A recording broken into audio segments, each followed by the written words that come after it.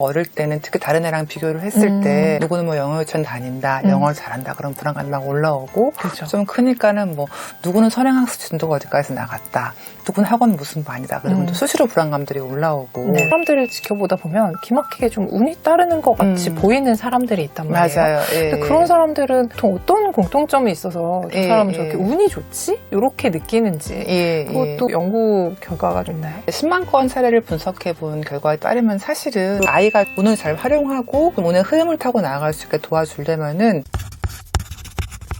안녕하세요. 교집합 스튜디오 주단쌤입니다. 오늘 스튜디오에는요, 전직 기자이시고 더해빙, 운명이 건네는 호의 페이버의 저자이신 홍주연 작가님을 모셨습니다. 안녕하세요. 네, 안녕하세요. 네, 첫 번째 질문부터 좀 드려볼게요.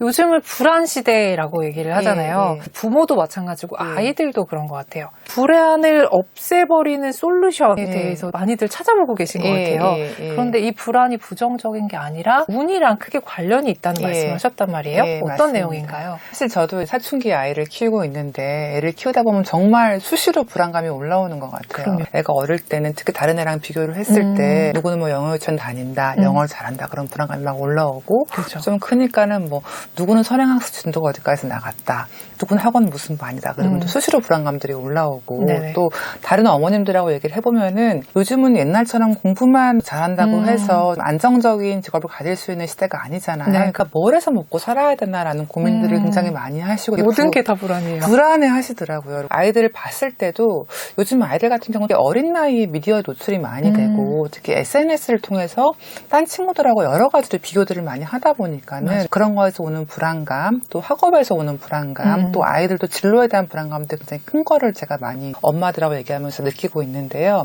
사실 우리가 불안이라고 하면 뭔가 부정적인 감정, 당장 없애야 될 감정, 혹은 뭔가 좀 안 좋은 일이 일어나는 전주곡이라고 오해들을 하시는데 불안이라는 건 사실은 운이 주는 신호이고 운을 활용할 수 있는 좋은 열쇠다라고 얘기를 하고 있어요. 불안이라는 감정을 하나의 신호를 삼아가지고 자기에게 맞는 방법으로 대응을 한다면은 얼마든지 운의 흐름을 타고 앞으로 나아갈 수 있다라고 얘기를 하고 있고요. 다만 그 방법이 모든 사람이 똑같은 게 아니라 두 가지로 나뉘기 때문에 본인한테 맞는 게 무엇인지를 알고 그에 맞춰가지고 나아가는 게 중요하다. 그 얘기는 불안하다고 해가지고 불안해 어떻게 해야 되지 막 이런 생각에서 머무는 게 아니고 그 다음에 액션이 있어야 된다는 맞는 말씀이신데요. 그게 저희는 이제 A유형, B유형으로 나눠가지고 말씀을 드리고 있는데 A유형은 지금 말씀하신 액션의 준말이고요. 불안이 하나의 원동력이자 힘이 되는 유형이에요. 그러니까 불안을 힘으로 삼아가지고 앞으로 밀고 나아가야 되는 유형을 A유형이라고 하고요. B유형은 밸런스의 준말이에요. 그래서 감정의 균형을 먼저 잡아야 되는 스타일, 불안을 다스리면서 일상생활을 좀 차곡차곡 쌓아가면서 뭔가 이 흐름을 둥실둥실 타고 나아가야 되는 타입이 B유형이라고 할 수가 있는데요. A유형, B유형이 제가 주변 분들하고도 얘기를 해보면은 무슨 칼로 무자르듯이 딱 나뉘는 건 아니더라고요. 그래서 어떤 분들은 나는 이럴 땐 A 같고 이럴 땐 B 같다라고 말씀을 하시는데 이게 하나의 스펙트럼이다. 그래서 어떤 사람은 60%가 A유형, B가 40%일 수 있는데 그 가운데 더 우세한 거를 발견을 해가지고 그에 맞춰가지고 전략을 세우는 게 굉장히 중요하다라고 얘기를 하고 있고요. 또 주의하실 것은 겉으로 보이는 모습하고 달리 불안을 마주했을 때 본인이 어떤 유형인지 아는 게 중요해요. 제 친구들도 겉보기엔 되게 A유형 같은데 불안할 때는 B유형 같이 행동하는 친구들이 굉장히 많거든요. 그래서 아이를 보실 때도 얘가 불안할 때 어떤 유형인지를 보시는 게 중요하다라는 말씀을 드리고 있고요. 사례를 들자면은 제 친구들 중에 A유형 친구가 하나 있는데 그 친구가 공부를 잘해가지고 스탠포드 박사를 간 거예요. 박사에 갔을 때 이제 공부할 것도 너무 많고 뭐 알려주는 사람도 아무도 없고 또 박사를 떨어지는 친구들이 워낙 많았대요. 그래서 굉장히 불안했는데 얘는 막 불안감이 엄청나게 몰려왔을 때 그냥 불안하지 않을 때까지 공부를 더 했다는 거예요. 그러니까 A유형 방식으로 불안을 힘으로 삼아가지고 그걸 밀고 나간 거죠. 그렇게 해서 한 단계 한 단계 넘어가다 보니까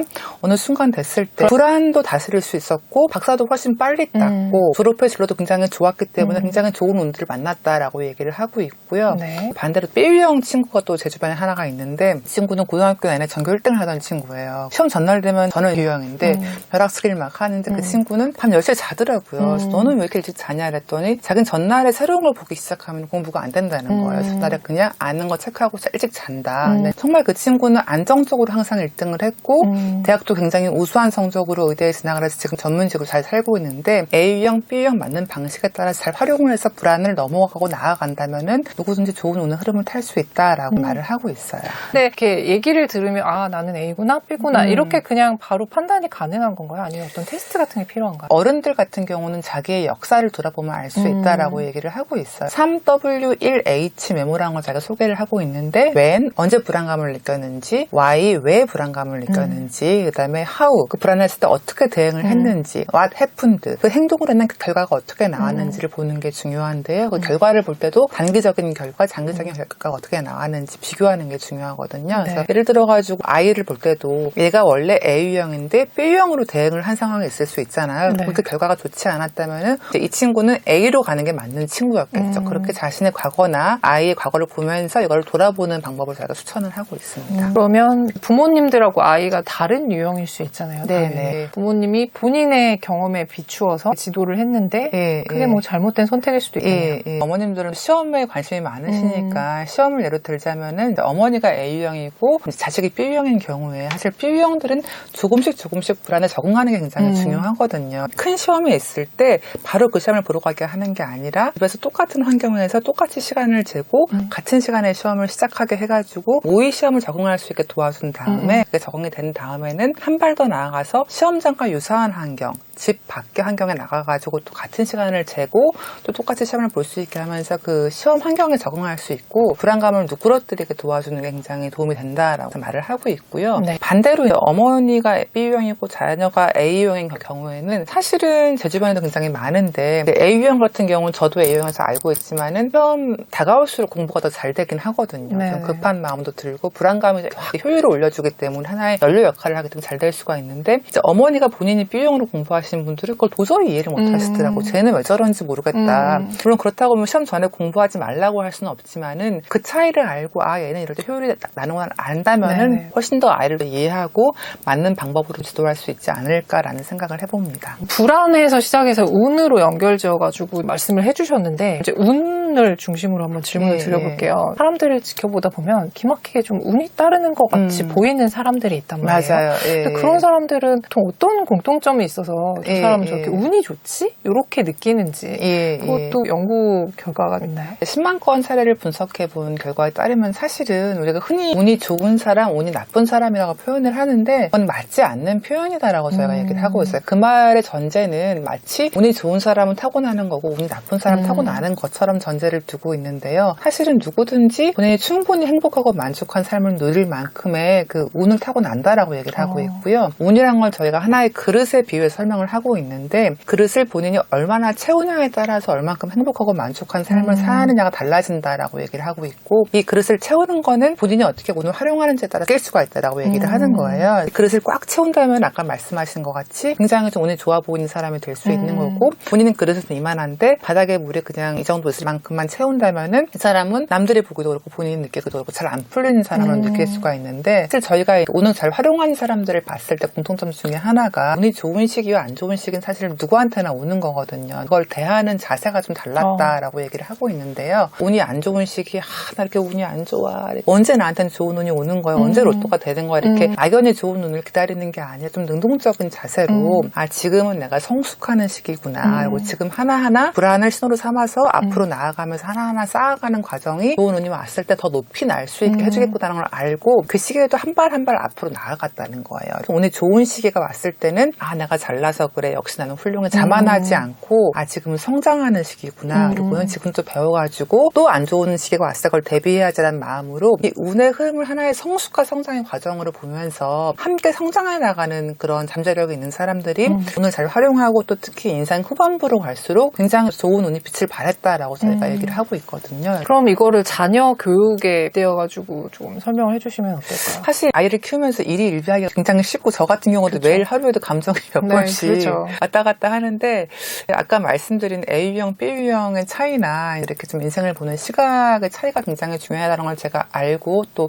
제가 경험을 또 해봤거든요. 저 같은 경우도 경단녀였던 시절이 있었었고 근데 일을 못할까봐 좀 불안했을 때 그 불안감이 강하게 밀려올 때 항상 그럴 때는 또 주변 잘 나가는 친구들이 보여요. 막 네, 그렇게 맞아요. 승진을 한다던가 맞아요. 뭐 신문에 나오고 이런 친구들 꼭 보이는데 그 불안감이 몰려올 때만 저는 오히려 더 나는 A유형이니까 일에 더 몰두를 해야겠다. 굉장히 몰두를 했던 적이 있었어요. 근데 어느 순간이 지나니까 아내가 좀 발전을 했구나, 성장을 했구나 하는 게 느껴지고 불안감을 넘어보니까는 이 불안이라는 건 이렇게 넘을 수가 있겠구나 하는 걸 배우면서 좀 스스로의 성장과 성숙이 느껴졌던 시기가 있었는데 좀 이런 경험을 제가 하다 보니까 아이한테도 좀 단기적인 시야보다는 좀 장기적으로 볼 수 있게 마음의 씨앗을 심어주려고 노력을 하는 것 같아요. 사실 쉽지는 않은데 그렇죠. 예, 당장 성과에 제가 집착을 하거나 얘가 당장 어디 가서 긴장해서 시험 못 보고 왔다고 막 화를 낸다기보다는 얘의 유형에 맞게 좀 더 끌어주고 장점을 좀 더 키워주는 식으로 노력을 많이 하고 있고 좀 마음밭에 좋은 씨앗을 뿌려주는 게 부모가 줄 수 있는 정신적인 유산이 아닐까라고 생각을 하고 있어서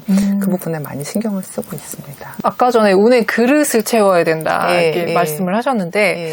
그거를 어떻게 키우는지 좀 궁금할 거거든요. 맞아요. 네. 사실 공부 잘하는 아이도 중요하지만 또 그릇을 키우는 건 모든 엄마들이 꿈꾸는 부분이 아닐까 생각을 하는데요. 먼저 운의 그릇을 키우기 전에 전제 조건이 두 가지가 있어요. 하나는 그릇을 키우기에 앞서서 채우는 게 중요하다라는 얘기를 저희가 하고 있고요. 그 채우는 방법 중에 하나가 저희가 설명드린 불안을 통해서 자기한테 맞는 방식으로 앞으로 한 발 한 발 나아가는 것이 우선이 되는데 이게 왜 중요하냐면 그 과정을 통해서 아이가 내 장점이 뭔지 또 어떻게 했을 때 효율이 높게 나오는지를 알 수가 있기 때문에 네네. 그릇을 채우는 게 먼저다라고 말씀을 드리고요. 두 번째는 그릇을 키우는데 좀 도움이 되는 자질이 있는 건 사실이에요. 근데 전부 다 그게 100% 좋을 필요는 없다. 전 과목에 다 90점 이상 나올 필요가 없고 그중에 한두 개만 강점이 있어도 나머지 부족한 점을 보완할 수가 있기 때문에 자녀들을 보실 때 이런 점이 있구나 하면 그걸 좀 장려해 주시는 것이 도움이 될 수 있다라고 얘기를 하고 있어요. 그릇을 키우는데 가장 중요한 것 중에 하나는 학습 능력이라고 얘기를 하는데 여기서 말하는 학습은 공부 잘하는 학습이 아니라 실천적 배움이라고 얘기를 하는데요. 다른 사람을 통해서 배우는 거나 자기를 돌아보면서 배울 수 있고 그걸 스스로 발전할 수 있는 역량을 학습 능력이라고 얘기를 하고 있고요. 두 번째는 인성하고 개방적인 자세라고 얘기를 하는데 사실 인성이 중요한 건 더 잘 아실 거예요. 그래서 인성이 좋은 건 굉장히 좋은 자질 중에 하나고 또 개방적인 자세라고 하는 거는 본인과 의견이 다른 사람에 대해서 받아들일 수 있고 그거를 비판적으로 수용할 수 있는 자세가 중요하다고 얘기를 하고요. 마지막 세 번째로는 귀인을 알아보고 귀인을 만날 수 있다면은 그릇을 키울 때 굉장히 도움이 된다라고 말을 하고 있습니다. 귀인을 알아본다. 이건 어른들도 좀 어려울 것 같아요. 네, 예. 저 사람이 나한테 도움이 되는 사람인가 아닌가 뭐 이런 거 판단하는 게 어떻게 보면 성공의 척도 중에 하나라고 맞아요. 볼 수도 있는데 그걸 아이들한테 어떻게 알려줄 수 있을까요? 사실 어른들도 똑같은 원리라고 말씀을 드릴 수 있는데요. 저도 굉장히 오해했던 부분 중에 하나가 귀인이라고 하면 동기 중에 제일 잘 나가는 친구,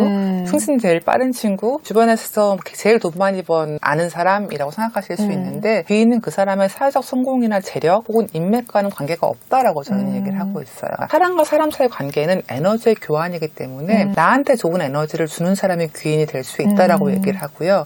마찬가지로 아이들도 저희 어머니도 항상 저한테 공부 잘하는 친구랑 친하게 지내라고 맞아요. 나중에 항상 그렇게 교육을 하셨는데 아무래도 마음이 좀 그쪽으로 가긴 하더라고요. 회장인 친구, 공부 잘하는 친구랑 친했으면 하는데 사실은 아이들 관계도 이렇게 서로 좋은 에너지랑 좋은 감정을 교환할 수 있는 친구가 귀인이 될 수 있다라고 얘기를 하고 있고요. 반대의 경우가 소위 말하는 에너지 뱀파이어라고 얘기를 하죠. 빨아먹는? 저 같은 경우도 엄마들 모임 나가면은 유독 힘든 기빨리는 분들이 좀 있더라고요. 특히 아이 자랑 많이 하시는 엄마들 한 시간 만나고도 굉장히 힘든데 그렇게 자신의 에너지를 뺏기고 사람이 있다면은 좀 거리를 두는 게 본인 운에 도움이 된다. 마찬가지로 아이들 관계에 있어서도 만약에 힘들어하거나 감정적으로 에너지가 빨린다라는 친구가 있으면은 거리를 두게 좀 관리를 해주시는 게 오히려 아이의 운을 좋게 만드는데 도움이 될 수가 있습니다. 뭘 해도 잘 되는 것처럼 보이는 사람들 이런 사람으로 키우기 위해서 우리 부모가 지금 당장 우리 아이한테 해줄 수 있는 거 뭐가 있을까요? 운에 대해서 조금 더 말씀을 드리자면 사실 운이란 거는 효율성이라고 저희가 얘기를 하고 있어요. 같은 노력을 했을 때 얼마만큼 더 큰 성과를 얻을 수 있는지가 운이라고 얘기를 하고 있고 그런 의미에서 운이란 거는 노력의 더하기가 아니라 곱하기다라고 얘기를 하거든요. 운이 노력의 더하기라면 노력이 0이 됐을 때도 결과가 플러스가 돼야 되는데 노력이 있을 때 곱하기로 오는 게 운이기 때문에 본인 노력의 효율을 극대화시킬 수 있는 게 바로 운이라고 저희가 설명을 하고 있어요. 노력 없이 오는 건 운이 아니라는 거죠. 예, 노력 없이 오는 거는 요행을 바라는 그렇죠. 거라고 할 수가 있고요. 오는 노력이 곱하기로 훨씬 더 좋은 결과를 가질 수 있게 효율성 있는 인생을 살게 도와준다라고 저희가 얘기를 하고 있는데 마찬가지로 아이가 좀 운을 잘 활용하고 운의 흐름을 타고 나아갈 수 있게 도와주려면은 자신에 맞는 불안 유형을 알고 그에 맞춰서 대응하는 걸 알려준다면 아이가 훨씬 더 본인의 운의 흐름을 맞춰서 나아갈 수 있다고 생각을 하고 있고요. 아이들도 공부뿐만 아니라 성장을 했을 때 좀 여러 가지 어려움을 만날 텐데 자신의 불안을 다룰 수 있고 내가 이렇게 해봤지 이렇게 하니까 성장하더라는 걸 안다면은 훨씬 더 아이에게 좋은 자산을 심어줄 수 있지 않을까 생각을 하고요. 자연스럽게 아이가 자존감도 올라갈 수 있을 것 같고 또 다른 친구들과의 비교도 덜 하게 되면서 자신을 사랑할 수 있는 사람으로 또 더 나아가서 운을 잘 활용할 수 있는 사람으로 클 수 있지 않을까 생각을 해봅니다. 오늘 작가님 해주신 말씀, 어른들도 새겨들어야 될 부분이 굉장히 많다라는 생각이 듭니다. 오늘 좋은 말씀 해주셔서 감사합니다. 수고하셨습니다. 감사합니다.